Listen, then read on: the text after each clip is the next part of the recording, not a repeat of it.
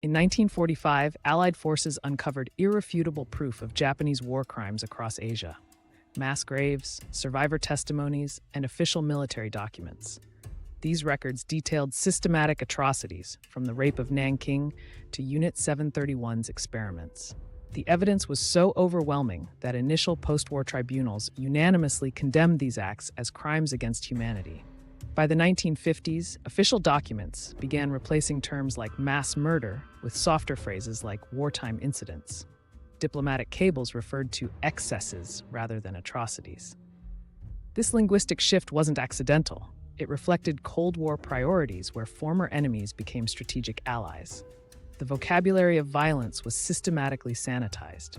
In the 1960s-70s, some historians began framing war crimes as complex historical events, requiring balanced perspective. Textbooks introduced concepts like wartime chaos and both sides suffered. While technically true, this academic framing subtly shifted focus from perpetrators to abstract circumstances, diluting specific accountability. By the 1980s, school textbooks underwent significant changes. Graphic details were removed, replaced with vague statements about difficult periods. In some countries, coverage of specific atrocities was reduced to footnotes. This generational knowledge gap meant students learned history through an increasingly diluted lens. 1990s films and media often portrayed war criminals as complex characters facing difficult choices. Stories emphasized individual soldiers' humanity over systemic crimes.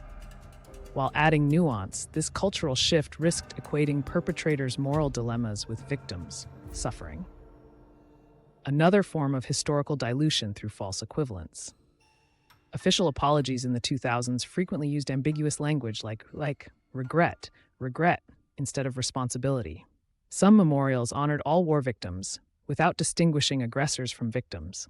These diplomatic gestures, while appearing conciliatory, effectively diluted specific accountability through vague, inclusive language.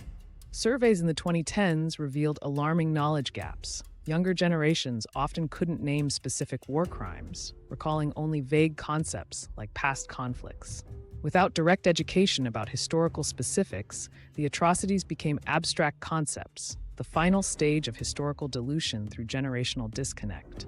Today, social media algorithms amplify both sides' narratives while burying primary evidence. Online discussions often devolve into debates about historical interpretation rather than factual accounting. This digital environment accelerates the dilution process, making original evidence harder to find amid competing claims. Historians note striking parallels between how past atrocities were diluted and current approaches to modern war crimes.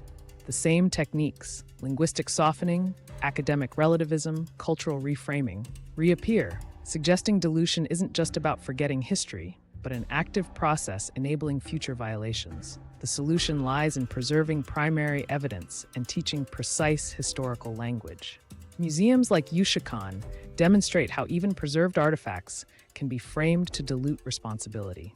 True historical preservation requires maintaining the uncomfortable specifics, not just artifacts, but the unambiguous vocabulary of accountability.